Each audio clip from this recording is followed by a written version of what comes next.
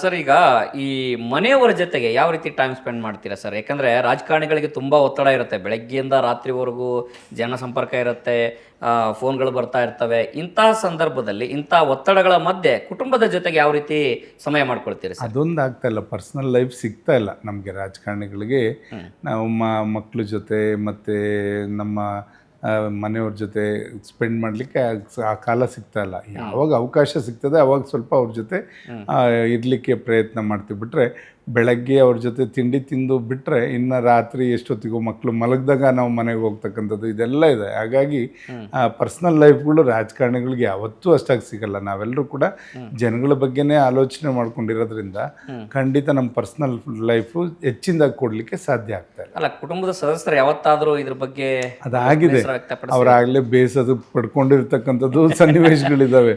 ಯಾಕೆಂದರೆ ಹೋದಾಗ ಕೋಪ ಮಾಡ್ಕೊಳ್ಳೋದಿರ್ಬೋದು. ಯಾಕೆಂದರೆ ಸರಿಯಾಗಿ ನಮಗೆ ವೇಳೆ ಕೊಡಲ್ಲ. ಮಕ್ಕಳು ಅಷ್ಟೇ, ಮಕ್ಕಳು ಕೂಡ ಅವರು ಸ್ಕೂಲ್ಗೆ ಹೋಗೋದಕ್ಕಿಂತ ಮುಂಚೆ ನಾವು ಹೊರಟಿರ್ತೇವೆ.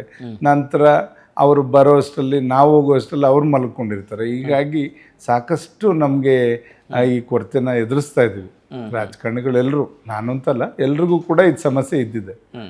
ಸರ್, ಮಕ್ಕಳಿಗೇನೋ ಸ್ಕೂಲು ಹಂಗೆ ಅಂತಾರೆ, ಬಟ್ ಮನೆಯವರು ಹೆಂಗೆ ಸರ್? ನಿಮ್ಮ ಜೊತೆಗೆ ಅವ್ರ ಸಹಕಾರ ಯಾವ ರೀತಿ ಇರುತ್ತೆ? ಖಂಡಿತ ಅವ್ರ ಸಹಕಾರದಿಂದನೇ ನಾವು ಇಷ್ಟು ರಾಜಕೀಯದಲ್ಲಿ ಬೆಳೀಲಿಕ್ಕೆ ಮತ್ತು ರಾಜಕೀಯಕ್ಕೆ ವೇಳೆ ಕೊಡಲಿಕ್ಕೆ ಸಾಧ್ಯ ಆಗಿದೆ.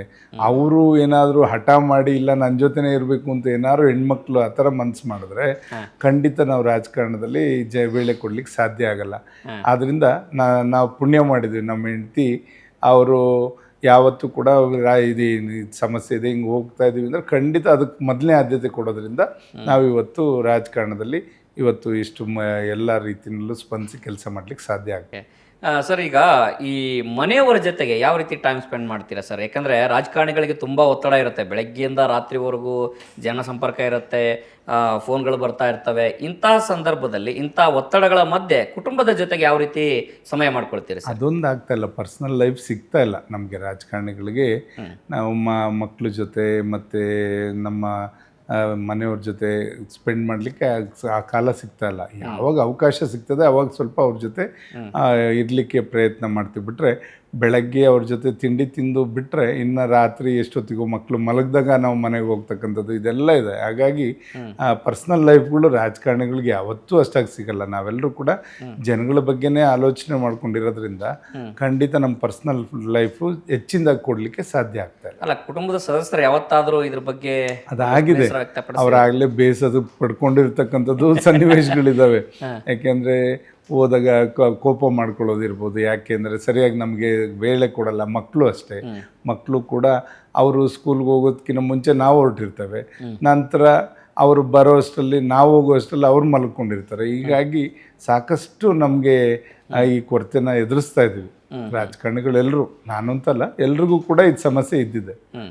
ಸರ್, ಮಕ್ಕಳಿಗೇನೋ ಸ್ಕೂಲು ಹಂಗೆ ಅಂತಾರೆ, ಬಟ್ ಮನೆಯವರು ಹೆಂಗೆ ಸರ್?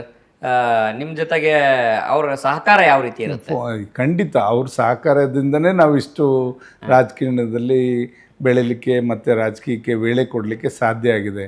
ಅವರು ಏನಾದರೂ ಹಠ ಮಾಡಿ ಇಲ್ಲ ನನ್ನ ಜೊತೆನೇ ಇರಬೇಕು ಅಂತ ಏನಾದ್ರು ಹೆಣ್ಮಕ್ಳು ಆ ಥರ ಮನಸ್ಸು ಮಾಡಿದ್ರೆ ಖಂಡಿತ ನಾವು ರಾಜಕಾರಣದಲ್ಲಿ ವೇಳೆ ಕೊಡಲಿಕ್ಕೆ ಸಾಧ್ಯ ಆಗಲ್ಲ.